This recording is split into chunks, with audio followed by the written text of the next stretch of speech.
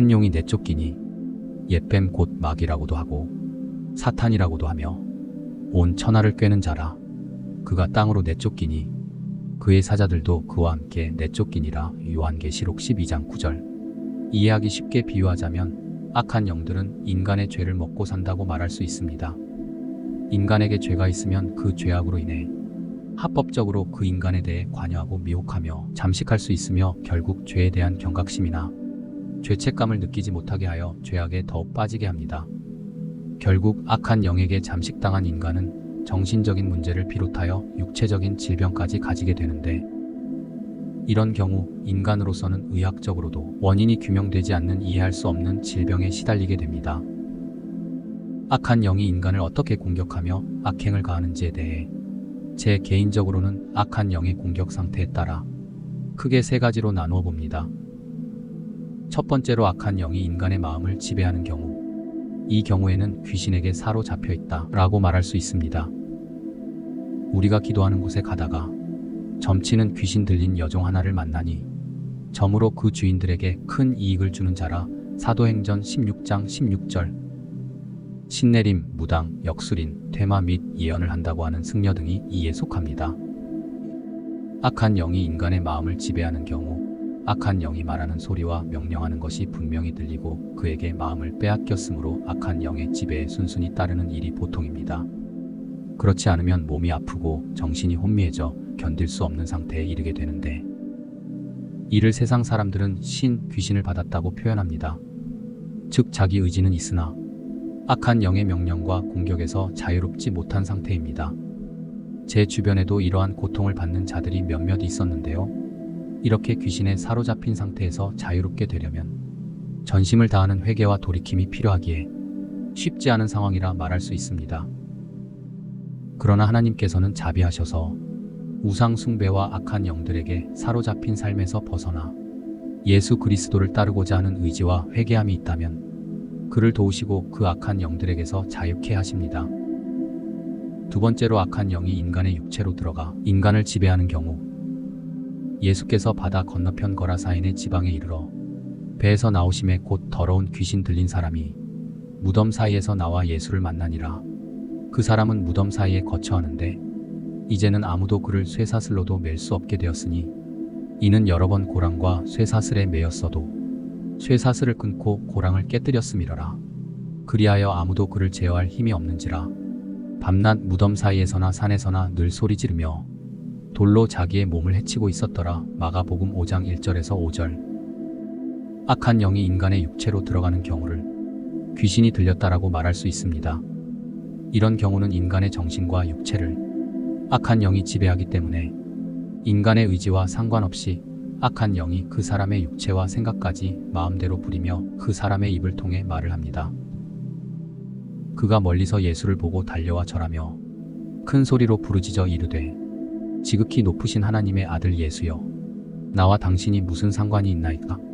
원하건대 하나님 앞에 맹세하고 나를 괴롭히지 마옵소서 하니, 이는 예수께서 이미 그에게 이르시기를 더러운 귀신아 그 사람에게서 나오라 하였음이라.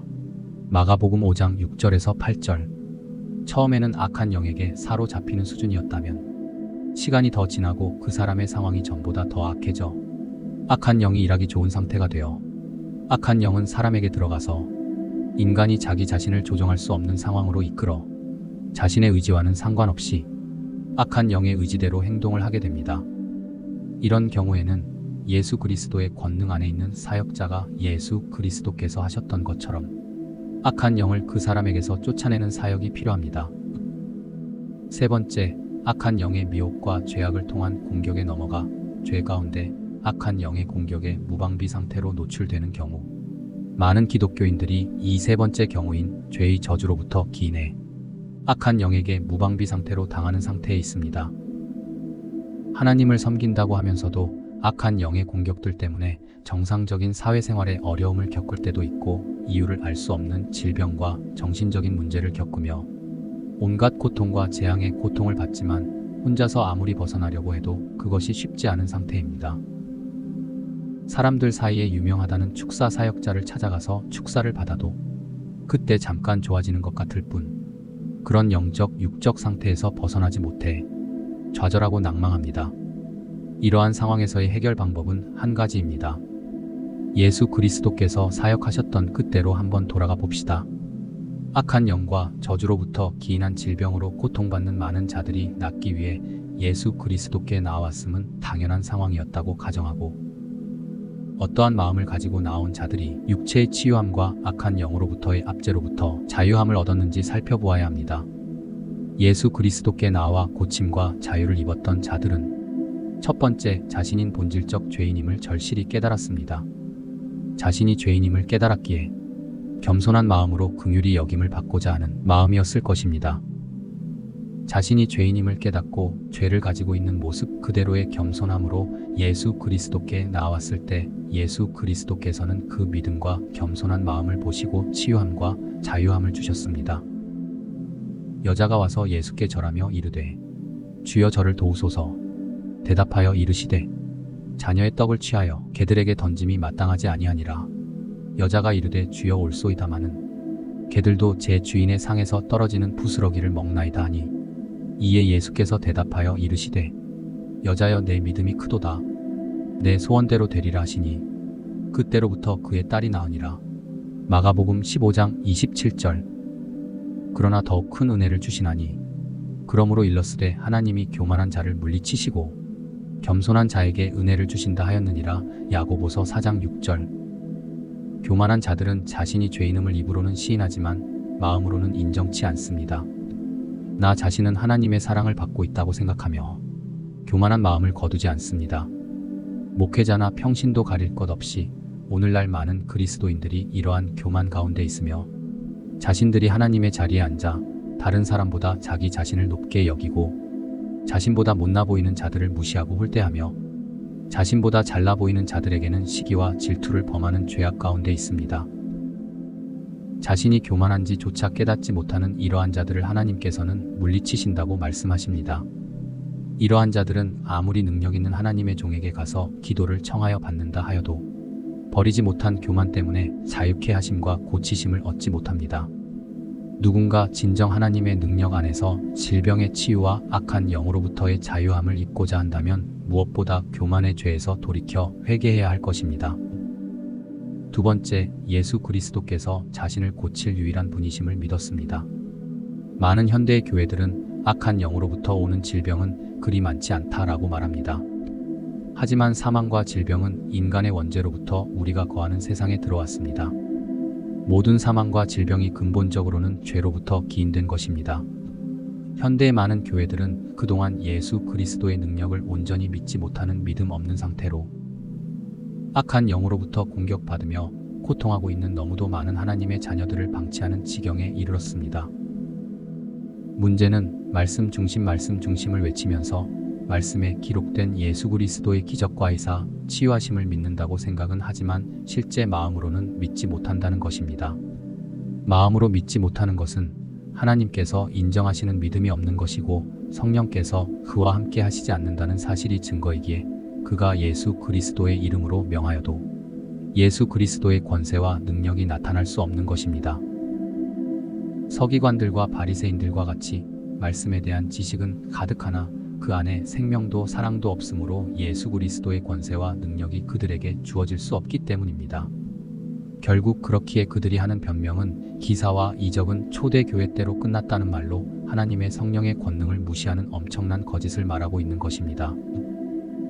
믿는 자들에게는 이런 표적이 따르리니 곧 저희가 내 이름으로 귀신을 쫓아내며 새 방언을 말하며 뱀을 집으며 무슨 독을 마실지라도 해를 받지 아니하며 병든 사람에게 손을 얹은즉 나으리라 하시더라. 마가복음 16장 17절에서 18절. 예수 그리스도께서는 그분께서 그리스도이시고 하나님의 아들이심을 믿고 나아오는 자들에게 완전한 치유함을 주셨고 자유함을 주셨으며 살아있는 말씀으로 그들의 영까지 생동케 하셨습니다. 전능하신 여호와 하나님께서는 자신이 죄인임을 깨닫고 전심으로 회개하며 예수 그리스도께서 우리를 고치시고 구원의 길로 인도하실 유일한 분이심을 진심으로 믿는 자를 절대로 외면하시지 않습니다. 하나님께서 명하신 사역을 시작한 이후 많은 분들께서 예수 그리스도의 이름과 그의 보혈의 능력으로 자유하게 됨을 볼 때마다 진심으로 기쁜 마음입니다. 하지만 자신을 버리지 못하고 여전히 죄 가운데 있거나 자신의 교만을 깨닫지 못하고 교만함에 빠져 예수 그리스도께서 이루실 그 놀라운 은혜를 믿지 못하는 자들은 계속 악한 영들에게 사로잡히거나 공격당하며 인생을 고통 가운데 삽니다. 입으로는 말씀이 줄줄 나오고 말씀의 지식은 넘쳐나지만 그의 삶은 빛 가운데 있는 삶이 아니라 어두움에 있는 삶과 같으며 자신의 죄를 깨닫지 못함으로 인하여 죄로 인해 악한 영의 참소와 저주에서 벗어나지 못하기에 그의 상황과 환경에는 늘 불화와 진노, 질병과 사고, 저주의 열매가 있게 마련입니다. 그러한 분들을 볼 때마다 너무도 안타깝고 마음이 아픕니다. 무엇보다 자기 자신의 실체를 하나님의 눈으로 볼 수 있는 은혜가 있기를 바랍니다. 그리하여 자신이 진정 죄인임을 깨달아 모든 죄의 저주에서 벗어날 죄사함에 이르는 회개를 이루기를 바랍니다.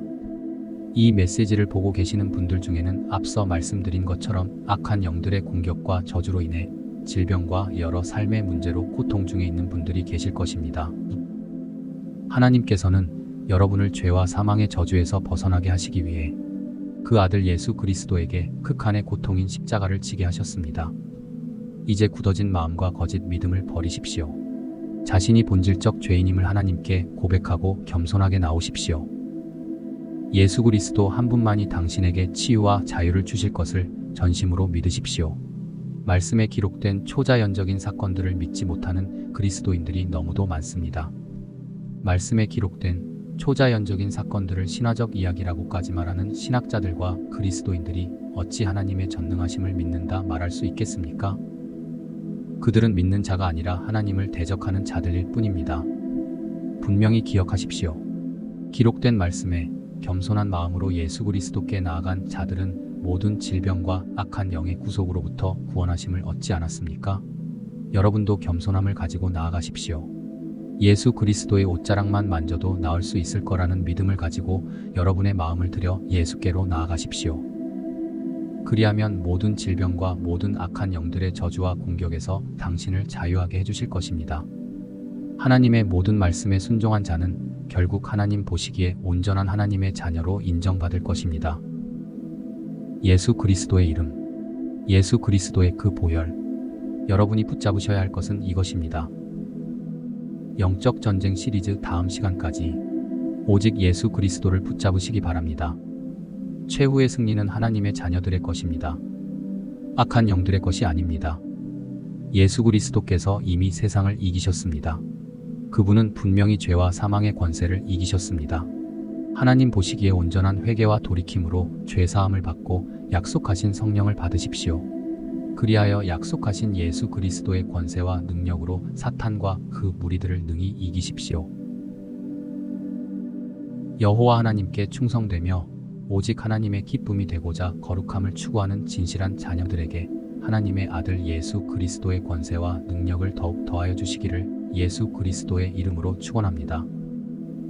내가 진실로 진실로 너희에게 이르노니 나를 믿는 자는 나의 하는 일을 저도 할 것이요 또한 이보다 큰 것도 하리니 이는 내가 아버지께로 감이니라. 요한복음 14장 12절.